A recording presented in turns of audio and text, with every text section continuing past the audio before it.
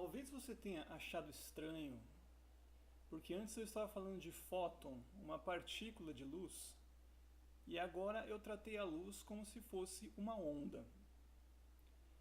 Pois bem, essa dualidade, onda e partícula, é um dos postulados que foram feitos no início do século XX para começar a teoria quântica.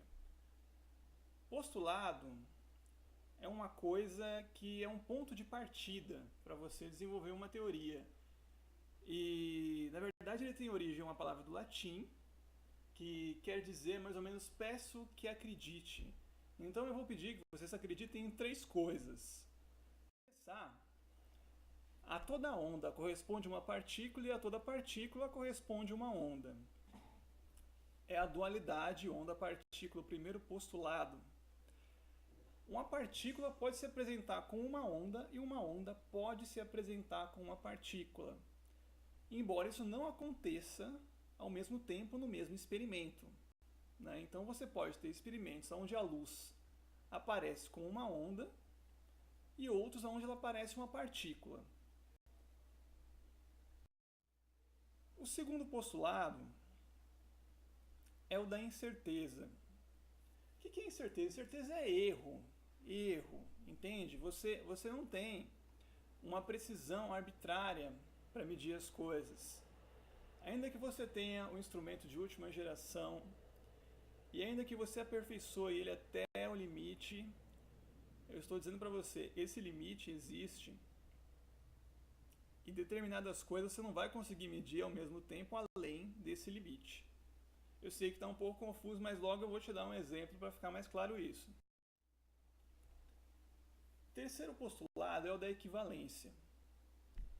Quer dizer, quando você começa a juntar muitas partículas, muitas, você vai reconstruir o mundo macroscópico que a gente conhece. Esses efeitos malucos de onda virar partícula e partícula virar onda se cancelam e tudo parece aparentemente normal, como nós vemos no nosso dia a dia. Para ficar mais claro, eu vou exemplificar cada um desses postulados com uma obra de arte. Então eu falei o primeiro postulado, da dualidade onda-partícula.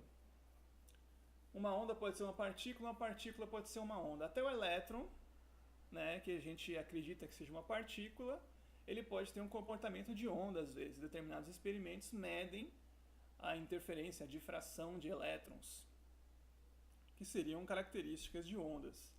Esse é um quadro que o pintor representou ao mesmo tempo o dia e a noite.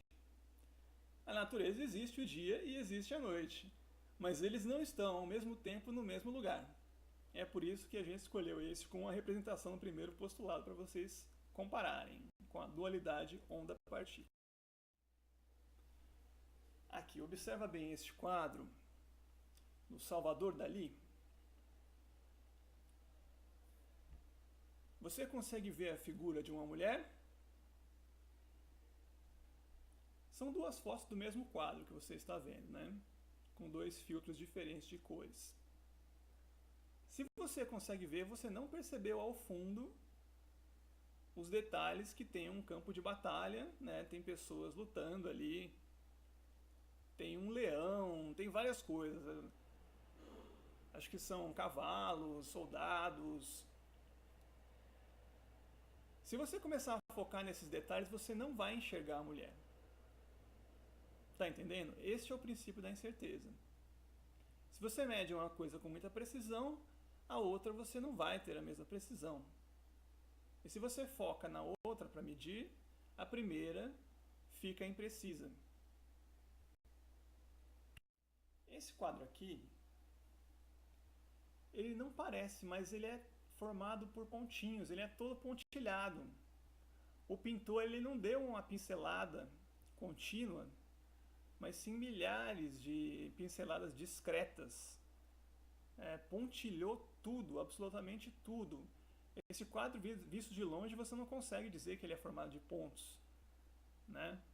Como o nosso universo você não consegue dizer que ele é formado de partículas, eventualmente. Você não tem noção de que existe átomo porque você não enxerga. Mas se você pudesse olhar muito de perto, mas muito de perto, Aí você ia ver a natureza discreta das coisas.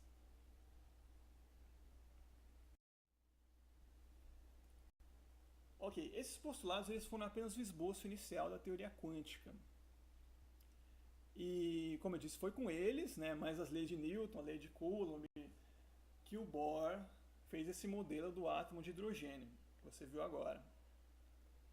Esse procedimento ele foi bem criativo, né, e fundamentado com tudo. Ele não podia ser reproduzido para todos os outros elementos. Não podia pegar o hélio, o lítio e toda a tabela periódica e fazer uma formulinha para cada um.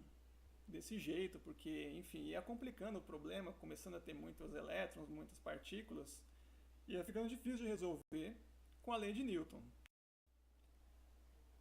Ocorreu que depois, em 1926, um alemão chamado Erwin Schrödinger propôs uma forma geral da teoria que viria a substituir a lei de Newton para sistemas microscópicos, para átomos, para moléculas. Para essas coisas, F igual a ma não funciona bem, mas a equação do Schrödinger funciona.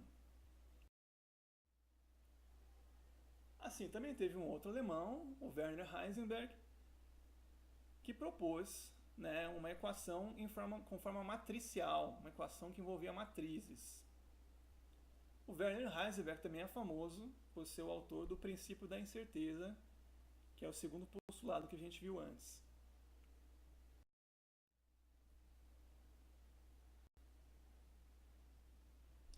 A equação de Schrödinger ficou conhecida como a mecânica ondulatória, a do Heisenberg como mecânica matricial. Mais tarde, elas foram consideradas equivalentes.